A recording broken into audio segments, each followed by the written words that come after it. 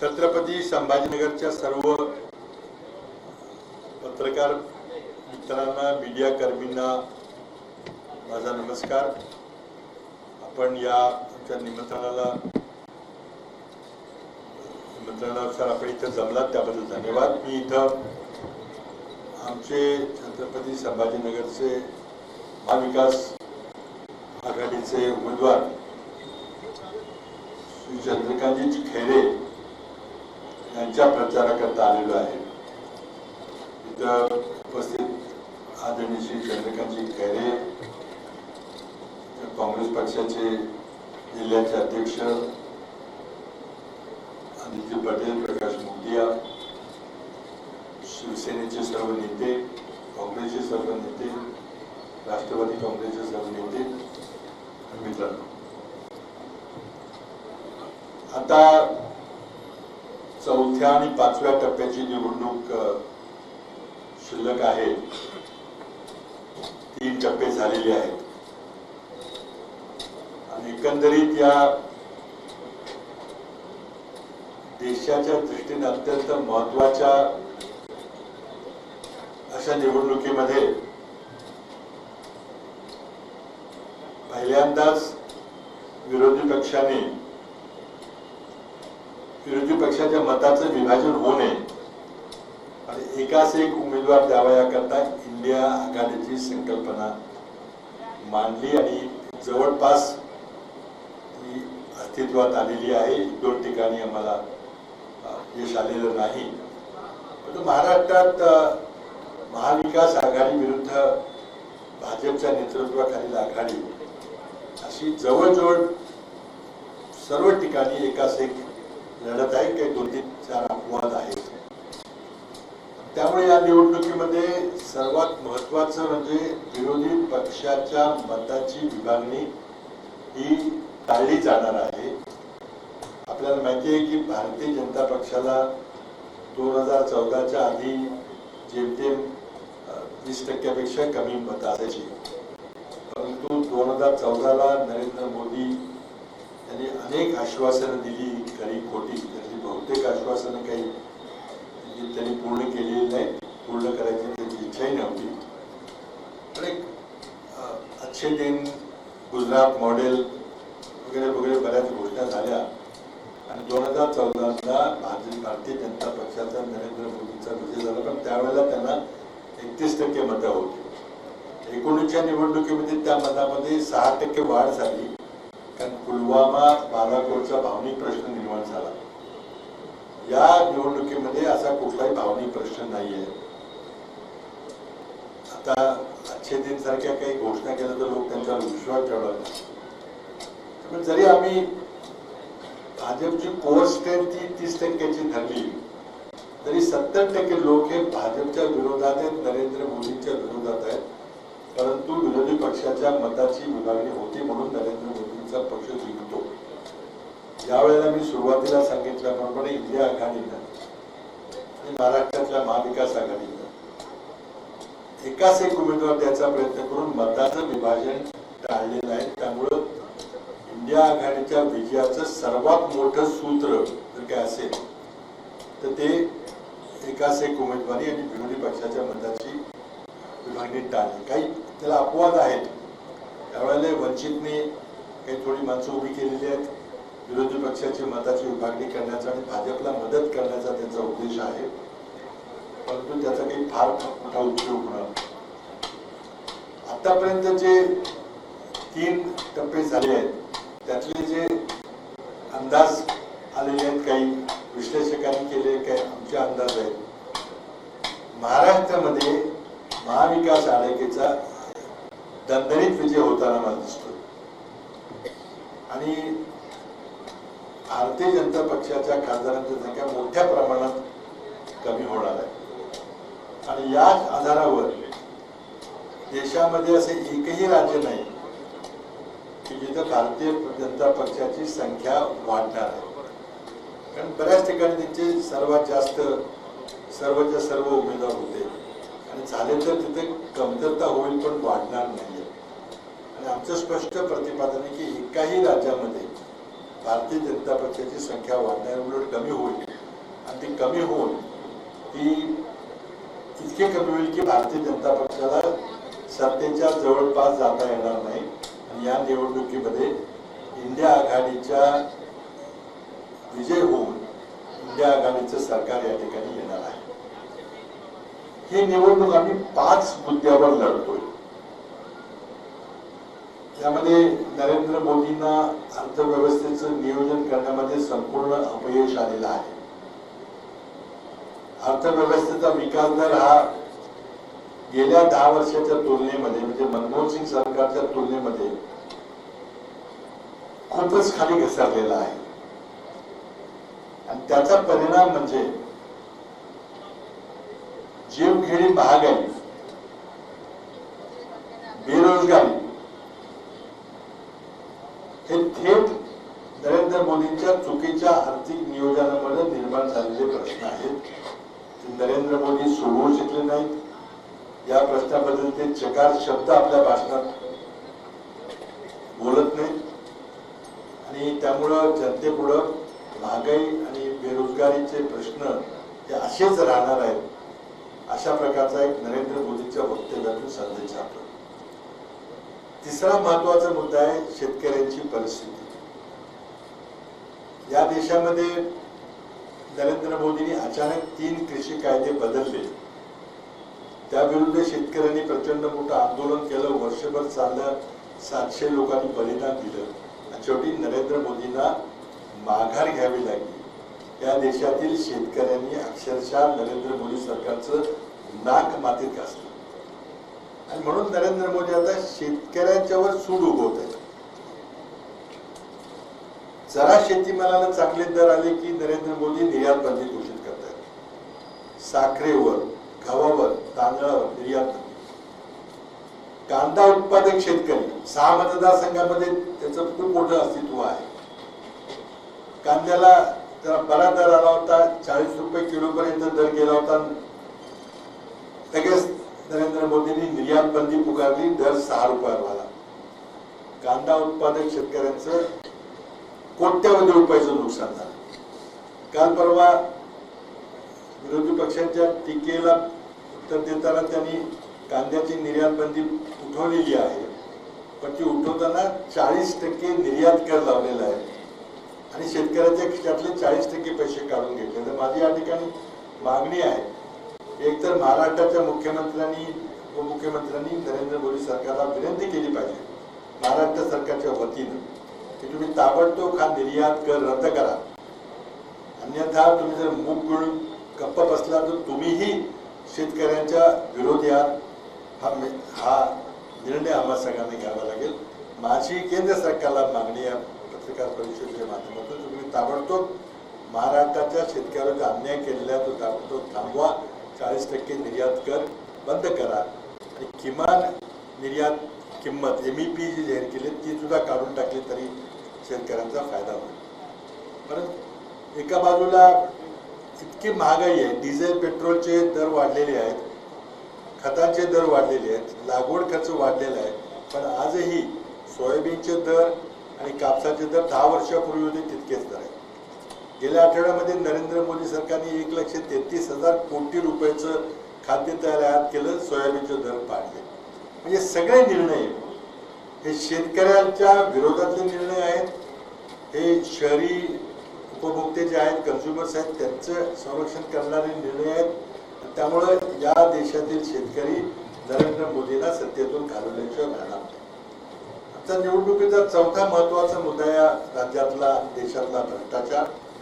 भ्रष्टाचार 2 प्रकारचा आहे. एक पैशाचा भ्रष्टाचार आहे, त्यामध्ये रोजगार निवडणूक रोखे आपण पाहिले की निवडणूक रोख्याच्या बाबतीमध्ये एक प्रचंड मोठा स्कॅम झालेला आहे. जे सुप्रीम कोर्टाला त्यामध्ये हस्तक्षेप करावा लागला. सुप्रीम कोर्टाने निवडणूक रोख्याची सगळी कल्पना ही बेकायदेशीर आणि असंवैधानिक आहे असं जाहीर करून ती योजना स्थगित केलेली आहे. आमची त्यामध्ये मागणी आहे की या सगळ्या निवडणूक रोखे प्रकरणी देणगीदारांची चौकशी झाली पाहिजे, SIT निर्माण केली पाहिजे. आम्ही सत्तेत आल्यानंतर नक्कीच या प्रकरणाचा छडा लावल्याशिवाय राहणार नाही. प्रचंड मोठा भ्रष्टाचार आहे. एका बाजूला डोनेशन निवडणूक रोख्यातून घ्यायचं, दुसऱ्या बाजूला टेंडर द्यायचं, छापे टाकायचे, छापे बंद करण्याकरता पैसे घ्यायचे, ही अक्षरशः खंडणी वसूल केली जाते निवडणूक रोख्याच्या बाबतीत. हा झाला आर्थिक भ्रष्टाचाराचा मुद्दा. आणि महाराष्ट्रात ज्या प्रकारे निवडून आलेलं सरकार पाडलं, ज्या प्रकारे शिवसेनेमध्ये एक उभी फूट पाडली गेली, त्यानंतर राष्ट्रवादी काँग्रेसमध्ये उभी फूट पाडली गेली, आणि ते करण्याकरता जो 50 खोक्याचा विषय असेल, तर काही लोकांना राज्यसभेची तिकीटं दिली, पदं दिली, काही लोकांना ईडीची भीती दाखवली, साम दाम दंड भेद करून आज जो शिवसेनेमध्ये आणि राष्ट्रवादी काँग्रेसमध्ये उभी फूट पाडून सरकार स्थापन केलेलं आहे, ते या राज्यातील लोकांना आवडलेलं नाही. अनेक आमदारांना वाटले की आपल्याला सत्ता मिळते, आपल्याला एखादं मंत्रीपद मिळेल, आपण सत्ता पक्षाकडे जावं, ते गेले. पण त्यांचा गैरसमज आहे की त्या आमदारांनी आणि खासदारांना ज्या मतदारांनी निवडून दिलेलं आहे, त्यांच्या मताची तुम्ही सौदेबाजी केलेली आहे, त्यांच्या विश्वासाचा सौदा केला. त्यामुळं ते मतदार, ज्या मतदारांनी या फितूर आणि विश्वासघातकी आमदारांना मतं देऊन पहिल्यांदा निवडून आलं, तर ते आमदार तुम्हाला आता दारात उभं करणार नाही. हे 4 जूनच्या निकालात तुम्हाला लक्षात येईल. म्हणून या गद्दारांना, फितुरांना महाराष्ट्राची जनता धडा दिल्याशिवाय राहणार नाही. आणि हा भ्रष्टाचाराचा अतिशय महत्त्वाचा मुद्दा आहे. त्यात सर्वात महत्त्वाची बाब म्हणजे महाराष्ट्रात जे काही राजकीय नाट्य झालं, जे काही राजकीय सत्तांतर झालं, त्याला स्वतः नरेंद्र मोदींचा आशीर्वाद होता. त्यांच्या मान्यतेशिवाय काय घडलं नसतं. त्यामुळे जे नरेंद्र मोदींना खाऊंगा न खाणेदोंगा म्हणतात, त्यांनीच हा निवडणूक रोख्याचा घोटाळा केला, त्यांनीच निवडून आलेलं सरकार पाडण्याचा विक्रम केलेला आहे. म्हणून त्यांना भ्रष्टाचार मी काढून टाकेन म्हणण्याचा काही अधिकार नाही आहे. उलट त्यांनी प्रचंड मोठा भ्रष्टाचार या ठिकाणी महाराष्ट्रामध्ये, आर्थिक भ्रष्टाचार, नैतिक भ्रष्टाचार उभा केलेला आहे. आणि शेवटचा मुद्दा, निवडणुकीचा महत्वाचा मुद्दा आहे, तो म्हणजे या देशातल्या लोकशाहीचं रक्षण करणं. या लोकशाहीतली जी संविधान आहे, जी राज्यघटना आहे, जी डॉक्टर बाबासाहेब आंबेडकरने आपल्याला दिलेली आहे, ती राज्यघटना बदलायचा जो प्रयत्न चाललेला आहे, 370 द्या, 400 पार द्या, आम्हाला घटना बदलायची आहे. या देशातली जनता तुम्हाला कधीही ही राज्यघटना बदलू देणार नाही. डॉक्टर बाबासाहेब आंबेडकरांची देशाला दिलेली देणगी आहे, देशातल्या पीडित, शोषित, वंचित घटकांना दिलेली देणगी आहे. ती देणगी कधीही आम्ही तुम्हाला ही संपू देणार नाही, राज्यघटना बदलू देणार नाही. आणि म्हणून ही लढाई या देशातलं संविधान वाचवण्याची लढाई आहे. या 5 मुद्द्यावर मग महागाई त्रस्त झालेली कुटुंब असतील, शेतकरी असतील, बेरोजगार युवक असतील, आज देशामधले जे काही भ्रष्टाचार माजलेला आहे, त्या भ्रष्टाचाराच्या विरोधात असलेली जनता असेल, आणि डॉक्टर बाबासाहेब आंबेडकरांनी दिलेलं संविधान वाचवण्याची ही लढाई आहे. या लढाईमध्ये हे सगळे घटक भारतीय जनता पक्षाच्या नेतृत्वाखाली असलेल्या आघाडीला आणि भारतीय जनता पक्षाचा पराभव केल्याशिवाय राहणार नाही. आज त्याचबरोबर आमच्या महाविकास आघाडीने, इंडिया आघाडीने एक आपल्याला आमचं सरकार आल्यावर आम्ही काय करणार आहे त्याबद्दल एक अत्यंत विस्तृत असा जाहीरनामा सादर केलेला आहे. त्या जाहीरनाम्यामध्ये 5 घटकांना आम्ही काही आश्वासन दिले, ज्याला आम्ही गॅरंटी म्हणतो. आणि त्या 5 घटकांना म्हणजे युवक, महिला, शेतकरी, कामगार आणि वंचित शोषित घटक, ज्याला समानतेची जर लढाई लढतोय, त्याला समानता आणण्याकरता आम्ही काय करणार आहे, याच्या 5 घटकांना दिलेली आमची आश्वासन आहे. त्या आमच्या जाहीरनाम्यामध्ये मी जी आश्वासने दिली ती पूर्ण करणारी आश्वासन आहे. नरेंद्र मोदी सारखी पोकळ बोगस आश्वासन नाही. त्यामध्ये कर्नाटक राज्यामध्ये आम्ही निवडणूक लढलो विधानसभेची, आणि त्या विधानसभेच्या निवडणुकीमध्ये आम्ही जी काही आश्वासन दिली होती, ज्या काही गॅरंटी दिल्या होत्या, त्या सर्वच्या सर्व गॅरंटी काँग्रेस पक्षाच्या सरकारने कर्नाटकमध्ये अस्तित्वात आणलेल्या आहेत. त्या सगळ्या आता चालू आहेत, मान्य झालेल्या आहेत. त्या जनतेला आम्ही त्या सर्व गॅरंटीज पूर्ण करून दिलेल्या आहेत. तसंच तेलंगणामध्ये देखील आमची आश्वासन आम्ही पूर्ण केलेली आहेत. त्यामुळे देशाच्या निवडणुकीमध्ये आम्ही दिलेली आश्वासन आम्ही निश्चितच पूर्ण करणार आहोत. आज भारतीय जनता पक्षाने आपल्याला 400 पारचा नारा दिला, 370चा नारा दिला, पण 370 म्हटल्याबद्दल आणि काही खासदारांनी आम्हाला 370 खासदार द्या, आम्हाला 2/3 बहुमत द्या, आम्हाला देशातली राज्यघटना बदलायची आहे, हे म्हटल्याबरोबर आज जनतेला त्याचा धोका सगळ्यात लक्षात आल्यामुळे आता मात्र भाजपचे लोक आता 400 पार पण म्हणत नाहीत, 370 पण म्हणत नाहीत. तर त्यांना लक्षात आलेलं आहे की हा संविधान बदलाचा मुद्दा आता जनतेच्या मनामध्ये घर करून राहिलेला आहे आणि त्यामुळं भारतीय जनता पक्षाला या निवडणुकीतील पराभवाला सामोरं झालं.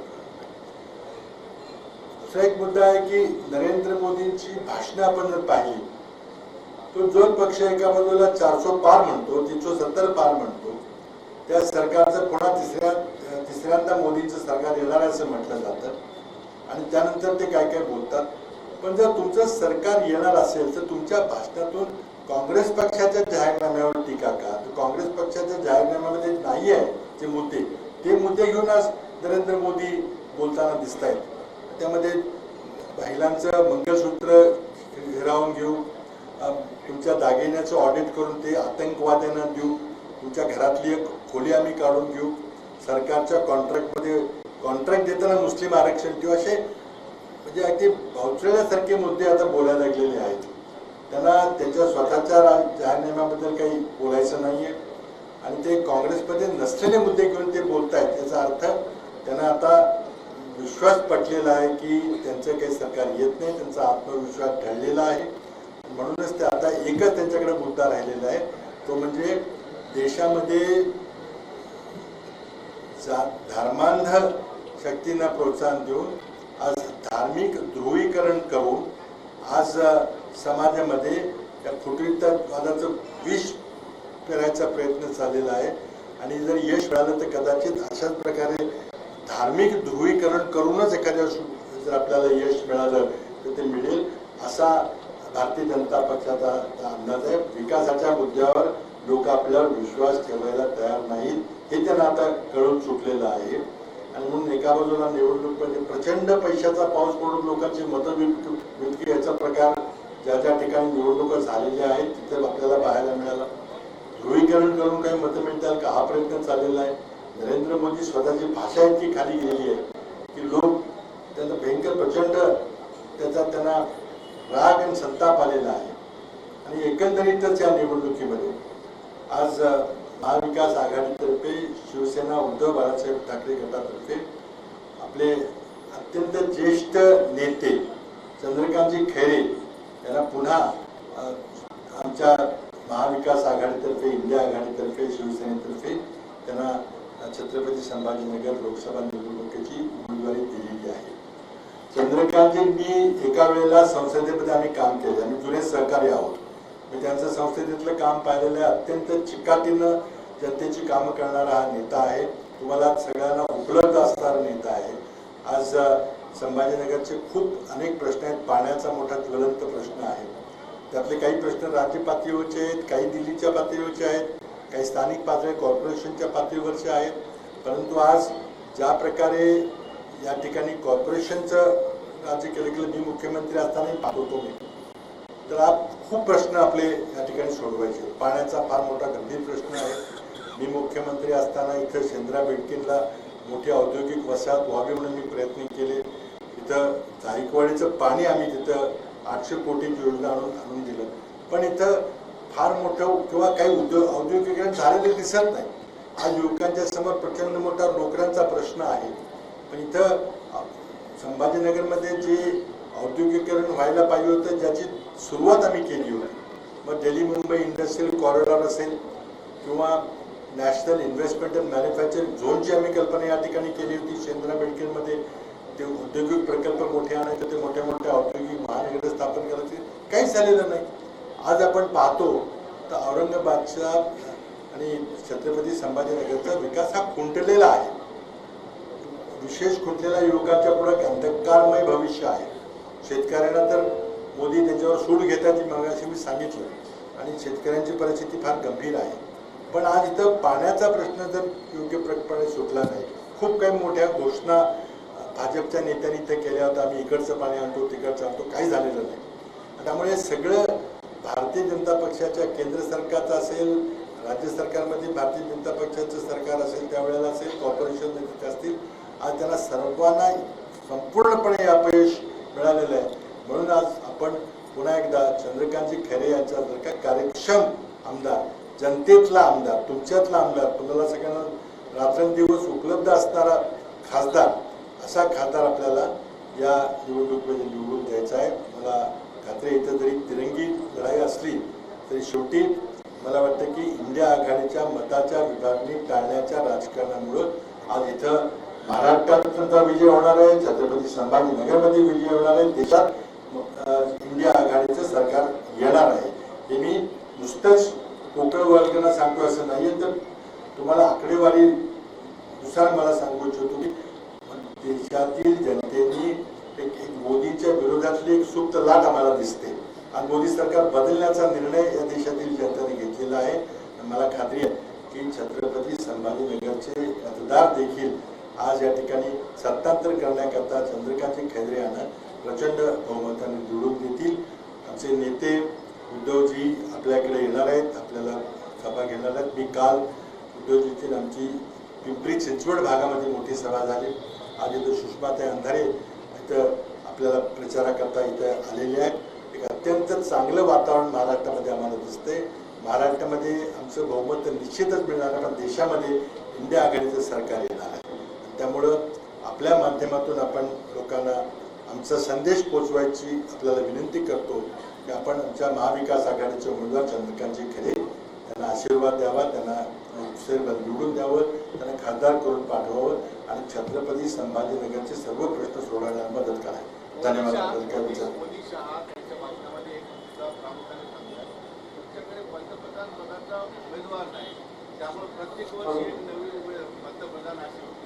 असं बिलकुल होणार नाही. मी तुम्हाला 1977चं उदाहरण देऊ इच्छितो. त्यावेळेला इंदिरा गांधींच्या वेळेला अशीच वातावरण निर्मिती झाली होती की संविधान धोक्यात आहे. त्यामुळे जयप्रकाश नारायण यांनी एक मोठी आघाडी केली होती, त्यामध्ये दिग्गज नेते होते, पण एकही पंतप्रधान पदाचा चेहरा नव्हता. ही ब्रिटिश पार्लमेंटच्या आधारावर संसदीय लोकशाही आहे. ही अमेरिकन राष्ट्रपती पदाची निवडणूक नाही जी दोन नेत्यांच्या मध्ये होती.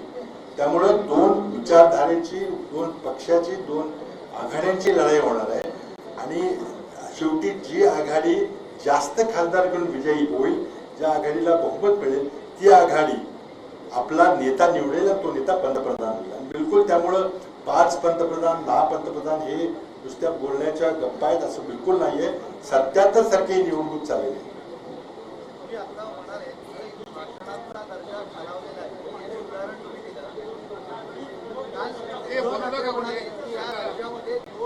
सत्तेवर आहे, एक मागं गाडीवाला आहे आणि दुसरं मागं काय करताय आपण म्हणतोय आणि हे दोघेही मान आलेले आहेत आणि त्यातून राजकारण करताय.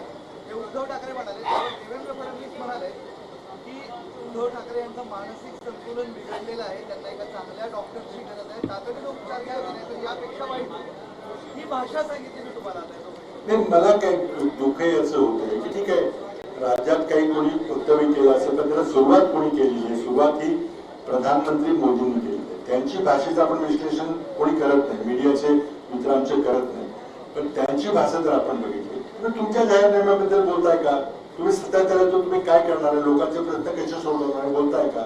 तुम्ही फक्त धार्मिक ध्रुवीकरणाची भाषा बोलताय आणि ही भाषा खरं म्हणजे निवडणूक आयोगाने त्यांच्यावर आक्षेप घेऊन त्यांना प्रचारातून बंदी केली पाहिजे मोदी शहाणा, पण ते काही होताना दिसत नाही. निवडणूक आयोग कशा प्रकारे काम करतो आपल्याला माहिती आहे. तर मला वाटतं की पंतप्रधानांकडून माझी अपेक्षा रास्त अशी आहे की तुम्ही जर सत्तेत येणार म्हणत असता, तुम्ही गेली 10 वर्ष सत्तेत होता, तर त्या 10 वर्षामध्ये तुम्ही काय केलं? तुम्ही आश्वासन दिली होती, ती यादी मी आता वाचत नाही, आपल्या सर्वांना माहिती आहे. तुम्ही त्याचं काय केलं? तुम्ही परदेशातून 100 दिवसामध्ये काळा पैसा आणणार होतो, तुमच्याकडे सगळी माहिती आहे. स्विस बँकेची माहिती आहे, पनामा पेपरची माहिती आहे, पॅराडाईज पेपरची माहिती आहे, पॅन्डोरा पेपरची माहिती आहे. सगळी खाते उघडताना सह्या केलेल्या लोकांनी त्या खात्यात किती पैसे आहेत ते तुमच्याकडे आहे. तुम्ही त्याच्याबद्दल काही करत नाही. आमचा थेट आरोप आहे की तुम्हाला ही सगळी माहिती आहे, त्या माहितीचा तुम्ही दुरुपयोग करताय. तुमचे अधिकारी जातात, लोकांना सगळे कागदपत्र दाखवतात, नंतर पुढे तोडपाणी होते. प्रचंड मोठा तुम्ही ब्लॅकमेलिंग या माध्यमातून चालवलेलं आहे आणि त्या तुम्ही आश्वासनाचं बोला ना. तुम्ही 10 वर्षात ती आश्वासनं पूर्ण करू शकला नाही, आता पुढे 5 वर्षात करणार आहे का? तुमच्या जाहीरनाम्याबद्दल बोला. पण तुम्ही फक्त राजकीय धार्मिक ध्रुवीकरणाचं बोलताय. तुम्ही काँग्रेसच्या जाहीरनाम्यामध्ये नसलेल्या गोष्टी तर बोलताय. मला दाखवा काँग्रेसच्या जाहीरनाम्यामध्ये मंगळसूत्र केला म्हणून कुठं काय दिलेलं आहे. तुमच्या घरातली एक खोली आम्ही घेऊ, शक्य आहे का ते? तुम्ही सांगताय की कॉन्ट्रॅक्ट जर दिलं तर सरकारी कॉन्ट्रॅक्टमध्ये मुस्लिम आरक्षण ठेवू, मी कुठं म्हटलेलं आहे? त्यामुळे मला वाटतं की आपण ही खालवली पातळी, बारामतीमधलं उदाहरण देतो. पवार साहेबांच्या बद्दल पंतप्रधान नरेंद्र मोदींनी काही वक्तव्य केलं, मी इथं उच्चारू इच्छित नाही. तिथं तिथे तितकारा, तिथे इतका राग आला, इतका संताप निर्माण झाला की अजित पवारांना नरेंद्र मोदींचे पोस्टर खाली काढावे लागले, स्वतःचे लावावे लागले. तुम्ही सर्वांनी पाहिलेलं आहे. तर पातळी राखायची जबाबदारी ही सत्ता पक्षाची, पंतप्रधानांची आहे. कुणीच खा म्हणजे पातळी सोडून बोलू नये. पण पंतप्रधान जे बोलत आहेत ते अतिशय चुकीचं आहे. या देशामध्ये आतापर्यंत कुठल्याही पंतप्रधानानं, तो भाजपचा असेल किंवा आणखी कुठला असेल, अशा खाती पातळी काढली होती. याचा अर्थ असा की त्यांना पराभवाची आता खात्री झाली. इलेक्शन हिस्ट्रीमध्ये असं एखाद्या पीएमला महाराष्ट्रात 1-2 टप्प्यामध्ये इतक्या मोठ्या सभा घ्याव्या लागतात, प्रत्येक जिल्हावाईज सभा घ्याव्या लागतात, असं पहिल्यांदा दिसतं. त्याचे संकेत काय वाटतात तुम्हाला? असं की गेल्या निवडणुकीमध्ये नरेंद्र मोदींनी महाराष्ट्रात 7 सभा घेतल्या अशी माझी माहिती आहे. आतापर्यंत त्यांनी 12 सभा घेतलेल्या आहेत, त्यानंतर मुंबई या शिल्लक आहे. म्हणजे आता हे रेकॉर्ड होणार आहे. दुसरी गोष्ट अशी आहे की मी पंतप्रधान कार्यालयामध्ये काही दिवस मंत्री होतो की देशात बहुधा पंतप्रधान बाहेरगावी मुक्काम करत नाही. ते नेहमी दिल्लीला परत जातात किंवा काही घटना घडल्या तर तिथं असलं पाहिजे. आज नरेंद्र मोदींनी महाराष्ट्रात 2 रात्री मुक्काम केला, आणखी कुठं मुंबईला मुक्काम केले बघतो. त्यांना खात्री झालेली की आपला विजय होत नाही. म्हणूनच त्यांनी सभा घेण्याबद्दल आमचा आक्षेप नाही. पण त्या सभामध्ये तुम्ही तुमचा जाहीरनामा सांगा ना. तुम्ही जी धार्मिक ध्रुवीकरणाची टीका करताय आणि निवडणूक आयोग शांतपणे मुखदर्शक म्हणून बसलेला आहे, त्यावर आमचं आपत्ती आहे. जे मुद्दे तुम्ही आता मांडले की बेरोजगारी, शेतकऱ्यांचे प्रश्न, या सगळ्या गोष्टींचा तुम्ही उल्लेख केला, त्याचा इलेक्शन वोटिंगमध्ये कसा परिणाम होईल आणि त्याचं विभागणी कशी होईल असं तुम्हाला वाटतं? अगदी बरोबर आहे, तुमचा मुद्दा योग्य आहे. मला सांगा, एखाद्या घरामध्ये एखाद्या वडिलांनी आपली जमीन विकून आईनी दागिने घाण ठेवून एखाद्या मुलाला इंजिनिअरिंग केलं असतं. इंजिनिअरिंगची किती फी आपल्याला माहिती आहे. आणि तो मुलगा जेव्हा घरात हताशपणे बसून असतो, त्याला नोकरी मिळत नाही, तो नोकरीच्या शोधात बसतो. ते कुटुंब नरेंद्र मोदींना हरवणार आहे. आज ज्या शेतकऱ्यांच्या कुटुंबामध्ये आत्महत्या घडलेल्या आहेत, ते कुटुंब नरेंद्र मोदींना हरवणार आहे. आज ज्या घराला आपलं घर चालवता येत नाही, आज कुटुंब प्रमुखाला पुरेसे पैसे देता येत नाहीत, गृहिणीला आपल्या मुलाबाळांना योग्य खाद्य देता जेवण देता येत नाही, कारण इतकी महागाई झालेली आहे, ते लोक नरेंद्र मोदींचा पराभव करतात. आणि खरोखरीच देशामध्ये संविधान बदललं जात आहे. ही जी भाजपच्या खासदारांनी जी काही वक्तव्य केलेली आहे, 370 पारची घोषणा केली, ते लोकांना पटलेलं आहे. खरोखरीच त्यांना संविधान बदलायचं आहे आणि हे लोक हरवणार आहे. भाजप आघाडीचं पर्सेंटाईल काय असेल असं तुम्हाला वाटतं? बघा, महाविकास आघाडीचं बहुमत असणारच आहे, निश्चित असणार आहे. मी आकडा आता सांगत नाही, पण भाजपचा महाराष्ट्रामध्ये दारुण पराभव होणार आहे. आणि भाजपची देशाची सत्ता देण्याकरता माझ्या दृष्टीनं, माझ्या मताने जी 5-6 महत्वाची राज्य आहेत, त्यामध्ये महाराष्ट्र आहे, बंगाल, यूपी, बिहार, महाराष्ट्र, कर्नाटका, तेलंगणा, या सगळ्या राज्यामध्ये भाजपचा संख्या कमी होणार आहे. राजस्थानमध्ये कमी होणार आहे, दिल्लीमध्ये कमी होणार आहे. एकाही राज्यामध्ये भाजपची एकही सीट वाढणार नाही. पण या सगळ्या राज्यामध्ये जागा कमी होतील आणि त्यांना स्वतःच्या ताकदीवर स्पष्ट बहुमत देखील मिळणार नाही. नाना पटोले असं म्हणतात की ही आघाडी सत्तेत आल्यात राम मंदिराचे शुद्धीकरण करणार. नाना पटोले नाही, राम मंदिराचा प्रश्न आहे. ते मोदी म्हणतात की आम्ही राम मंदिराला कुलूप लावू. हे काहीतरी काय प्रश्न हा नाही आहे. हा मुद्दा राम मंदिराचा नाही, हा मुद्दा लोकांच्या प्रश्नाचा आहे. महागाई, बेरोजगारी, शेतकरी आणि करप्शनचा मुद्दा आहे. त्याच्यावर तुम्ही बोलत नाही. तुम्ही या निवडणुकीला भटकवू नका. तुम्ही काँग्रेसच्या राजनीती धार्मिक ध्रुवीकरणाचं बोलताय. कुठं काय प्रश्न आहे? आज आम्हाला गुण्यागोविंदाने या देशात राहायचंय. आज जर इथं धार्मिक संघर्ष झाला तर कोणाचा फायदा होणार आहे? आपण दंगली पाहिलेली आहेत. त्यामुळे आमची विनंती अशी आहे की आज काँग्रेसच्या विचारानं सर्व धर्म समभावाला घेऊन आज सर्वांना एकत्र घेऊन विकास करायची आमची मानसिकता. मतदानाच्या टक्केवारीवरून शंका व्यक्त केल्या जात आहेत. आज आघाडीचे लोक निवडणूक आयोगाला सुद्धा भेटणार आहेत. ही आकडेवारी का लपवली जाते निवडणूक आयोगाकडून? तुम्हाला काय वाटतं की याच्यामध्ये काही काळवेळ? 11 दिवसानंतर आकडेवारी बदलणं यामध्ये नक्कीच संशयाला वाव आहे. कारण म्हणजे आज टेक्नॉलॉजी इतकी आपल्याकडे उपलब्ध आहे. प्रत्येक बूथवर इंटरनेट कनेक्टिव्हिटी आहे. संध्याकाळी 5ला संध्याकाळी 6ला मतदान संपल्याबरोबर आकडे कळवले जातात. त्यामुळे आकडे बदलण्याचं कारणच नाही आहे. निवडणूक आयोगाने स्पष्टीकरण दिलं पाहिजे की तुमच्याकडे इलेक्ट्रॉनिक यंत्रणा आहे, संगणकीय यंत्रणा आहे, तुम्ही 11 दिवसांनी का आकडे बदलताय? शंका यायला नक्कीच वाव आहे.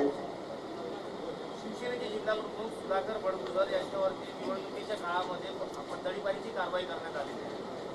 ठाकरे गटाचे जिल्हा प्रमुख नाशिकला आपले सुधाकर बडगुजर. मला त्याची कल्पना नाही का दिली तुम्ही माहिती आपण इथल्या 17 मेला मनसे सभेला परवानगी देण्यात आली आहे. मुंबई महानगरपालिकेने 17 मेला जी मनसे सभा होणार आहे तर परवानगी देण्यात आली. या ठिकाणी नरेंद्र मोदी आणि राज ठाकरे एकत्र दिसून आहेत. मात्र त्याच सभेसाठी उद्धव ठाकरे यांनी परवानगी मागितली होती. ती परवानगी महानगरपालिकेने नाकारलेली आहे. आता कसं आहे की या प्रत्येक ठिकाणी सभेची परवानगी असेल किंवा इतर कुठल्याही परवानगी असेल आमच्या विरुद्ध पक्षपातच होतोय आमचा आरोपच आहे. पण आता त्याला शेवटी हे सरकार घालवल्याशिवाय आम्हाला ते निवडणूक आयोगाचं स्ट्रक्चर सुद्धा बदलता येणार नाही. कारण नरेंद्र मोदी यावर्षी निवडणूक आयोगाचं स्ट्रक्चर बदलून स्वतः निवडणूक आयुक्त नेमण्याची जी व्यवस्था करून घेतलेली त्यामुळे निवडणूक आयोगाकडनं काही फार मला काही न्याय मिळण्याची अपेक्षा नाही. निवडणुकीमध्ये गुजरात महाराष्ट्र एक विचारतो गुजराती मराठी असं सुरू होतं. आता एक बातमी आहे की राज्याची जी महानंदा आहे ती आता मदर डेअरीच्या ताब्यात गेलेली आहे. नाही कसं आहे की महानंदा अमूलच्या किंवा मदर डेअरीच्या ताब्यात गेली आहे तात्पुरता करायलाच म्हणतात. पण शेवटी त्याची सगळी चौकशी आम्ही सत्तेत आल्यावर करू. आणि आता लोकसभेला आमचा विजय होणार आहे पण त्याच्या नंतर विधानसभेमध्ये तेच होणार आहे. विधानसभेमध्ये देखील सत्ता बदल होणार आहे. कारण जे फुटीर आमदार आहेत जे गद्दारी करून गेलेले आमदार आहेत त्यातलं एकही कोणी निवडून येणार नाही. लोक त्यांना धडा देतात. आता तर नाही होणार ना निवडणुकीनंतरच नाही. आपण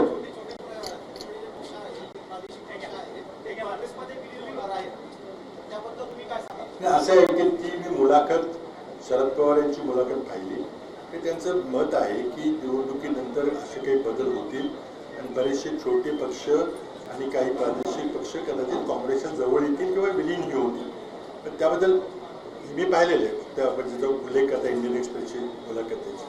माझं एवढंच मत आहे की त्यामध्ये 4 तारखेच्या निकालावर बरंच काय अवलंबून आहे. बारामतीमध्ये काय होईल असं वाटतं? आम्ही आमचा विजय होणार आहे. सुप्रियाताई ह्या चांगल्या बहुमताने विजय होतील. इथे MIMचं किती आव्हान आहे असं वाटतं? कुठं इथं संभाजीनगरमध्ये MIMचे इथे खासदार होते त्यामुळं विद्यमान खासदार उभे आहेत त्यामुळे त्यांना गांभीर्याने घ्यावं लागेल. पण यावेळेला बहुतेक मायनॉरिटी कम्युनिटीनी नरेंद्र मोदींचा आणि भारतीय जनता पक्षाचा पराभव करण्याचा निश्चय घेतलेला आहे. त्यामुळे त्यांच्या उमेदवारीमुळे जर मताचं विभाजन होणार असेल आणि भारतीय जनता पक्षाला फायदा होणार असेल तर तसं ते जनता तसं मतदान करणार नाही. मताची विभागणी होऊ देणार नाही. मुस्लिम मतदार विशेषतः हे काळजी घेतील की आपल्या मतदानामुळं कुठेतरी भाजपला प्रत्यक्ष अप्रत्यक्ष फायदा मिळणार. पियुष गोयल असं म्हणाले आहेत की उद्धव ठाकरे हे राहुल गांधीची बी टीम आहे. आता ते बी टीम सुद्धा नाही तर यू टीम झाले. आता असं आहे की कोण कोणाला बी टीम म्हणतोय आम्ही कोणाला बी टीम म्हणतोय ते कोणाला म्हणतात. मला वाटतं पियुष गोयल यांची निवडणूक आता एक आव्हानात्मक झालेली आहे. त्यांनी घेतलेले निर्णय विशेषतः आयात निर्यातीचे निर्णय जरी मुंबईची निवडणूक असली तरी महाराष्ट्राची जनता त्यांना कधी माफ करणार नाही.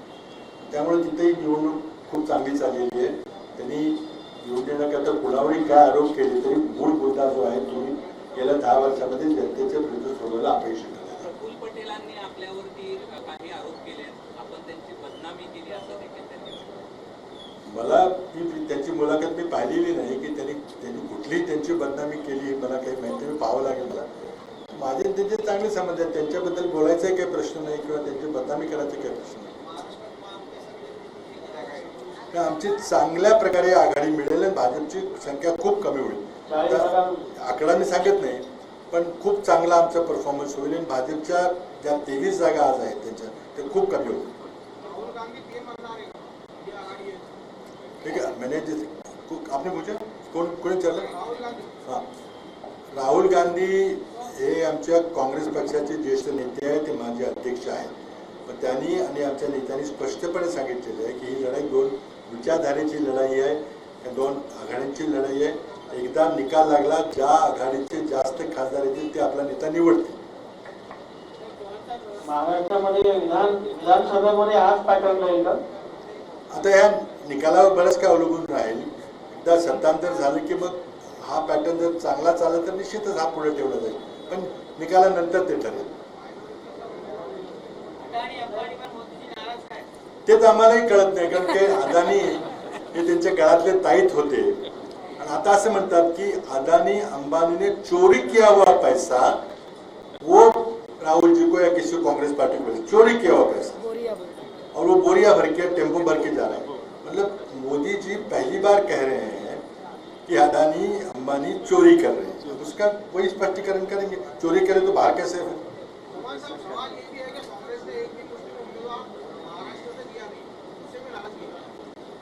देखिए, ये उम्मीदवार चयन करने का काम तो हमारी चयन समिति करती है.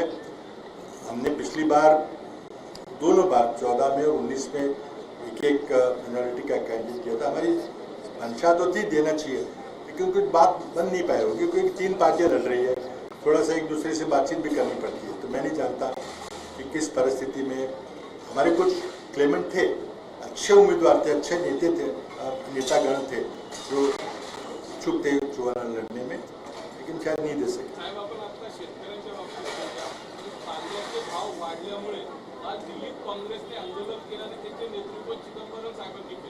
नाही, असं आहे, आमची आपत्ती काय आहे? आमचा 40% निर्यात कर का लावलेला आहे? तुम्ही गरीब कांदा उत्पादक शेतकऱ्याच्या खिशातून त्याने जर निर्यात केलं तर खिशातून 40% पैसे सरकार घेत आहे. बिलकुल याचा आमचा विरोध आहे आणि म्हणून हा 40% निर्यात कर ताबडतोब रद्द झाला पाहिजे, पहिली आमची मागणी आहे. आणि दुसरी मागणी, आमच्या शेतकऱ्याची मुलं जी मुख्यमंत्री आणि उपमुख्यमंत्री बसले त्यांनी ही मागणी केली पाहिजे. यश येईल का नाही माहीत नाही. माझं जाहीर आव्हान एकनाथ शिंदे आणि अजित पवार नाही. आता देवेंद्रजी शेतकरी आहेत का नाही मला माहित नाही, ते म्हणतात मी शेती करतो म्हणून, पण त्या शेतकऱ्यांच्या मुलांना माझं आव्हान आहे की तुम्ही या शेतकऱ्याच्या नरडेवर पाय देणारा निर्णय झालेला आहे. तुम्ही 40% निर्यात कर हा गरीब शेतकऱ्यांच्या खिशातून काढून सरकारच्या तिजोरीमध्ये टाकताय. तुम्हाला सरकार चालवता येत नाही. तुम्ही प्रचंड मोठं भरमसाठ कर्ज देशावर करून ठेवलेलं आहे. 55 लाख कोटी तुम्ही 200 लाख कोटीवर कर्ज दिले. तुम्ही भरमसाठ कर लावलेले, डिझेल पेट्रोलचे, जीएसटीचे कर लावले, तरी तुमचं सरकार चालत नाही. तुम्हाला देशातलं सैन्य बरखास्त करावं लागतं. अग्निवीर सारखी योजना 4 वर्षाच्या कॉन्ट्रॅक्ट शिपायाला तुम्हाला घ्यायला लागणार नाही, कारण तुम्हाला पेन्शनला पैसे नाहीत म्हणून. कशी तुम्ही अर्थव्यवस्था चालवली? आणि आता शेतकऱ्यावर तुम्ही असा अन्याय करताय. तुम्हाला शेतकऱ्याकडून पण 40% कर पाहिजे. आमची मागणी आहे की हा कांद्यावरचा निर्यात कर ताबडतोब रद्द झाला पाहिजे. माझी जाहीर मागणी आहे की मुख्यमंत्री आणि उपमुख्यमंत्री नरेंद्र मोदी लिहिलं पाहिजे. ते करतील का नाही त्याचा प्रश्न. तर तुम्ही शेतकऱ्यांच्या सोबत उभा आहात का तुम्ही शेतकऱ्यांच्या विरोधी आहे ते या निर्णयातून करणार आहे. काही पक्ष असे झाले परिवारवादी झाले, परिवारवाद, आणि ते तिकीट वाटप करताना जे इतर समाजाचा विशेषतः त्यांचा विचार करत. आता हे पक्ष कुणी कसे चालवायचे तो त्या पक्षाचा अंतर्गत प्रश्न आहे. पक्ष ही राजकीय संघटना आहे आणि त्यामध्ये निवडणुकीची प्रक्रिया त्यामध्ये आहे. काही ठिकाणी निवडणूक होतात, काही मध्ये होत नाही, वस्तुस्थिती आहे. परंतु निवडणूक लढताना कुठल्या उमेदवाराला तिकीट द्यायचं हा बहुतेक त्याच्या विजयाची खात्री असेल त्याला दिले जाते हे आपल्याला माहिती आहे. त्यामुळे काही ठिकाणी आपल्याला असं वाटत असेल. Sir hello, Chavan sir, Maratha आरक्षणासंदर्भात मतदार खूप आक्रमक झालेले आहेत. मग ते महाविकास आघाडी असो किंवा महायुती असो, या सर्वांना ते विरोध करत आहेत. तर मराठा आरक्षणासाठी तुमची भूमिका तुम्ही जाहीर केलेली आहे, पण मग सत्यानंतर झालं तर किती दिवसानंतर तुम्ही मराठा आरक्षणाची मर्यादेसाठी मी एका जबाबदारीने बोलतोय. मराठा आरक्षणाचा प्रश्न पहिल्यांदा 1902 साली शाहू महाराजांनी 50% आरक्षण दिलं, मराठा समाजाने त्यामध्ये घेतलं. स्वातंत्र्यानंतर ज्या आयोगाने त्यांनी त्याला केलं नाही. परंतु महाराष्ट्राची निर्मिती झाल्यानंतर पहिल्यांदा माझ्या सरकारनं जुलै 2014 साली मराठा समाजाला 16% आरक्षण दिलं आणि ते आरक्षण कोर्टात टिकलं नाही, कारण आमचं सरकार केलं. परंतु आम्ही पहिल्यांदा दिलं होतं.